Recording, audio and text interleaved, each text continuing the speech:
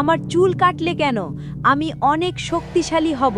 এখন আমার সব শক্তি চলে যাবে। আমি কোথায়?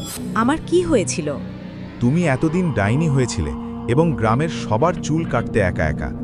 এইমাত্র তোমাকে শফিক ভাই অভিশাপ মুক্ত করেছে এবং তুমি স্বাভাবিক হতে পেরেছ। ধন্যবাদ দাদা, আপনি আমাকে নতুন জীবন দিলেন, আমাকে বাঁচালেন।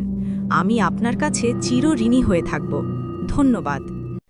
তারপর থেকে ওই গ্রাম দিয়ে সব সমস্যা সমাধান হয়ে যান এবং মানুষ আবার আগের মতো সুখ শান্তিতে বসবাস শুরু করে।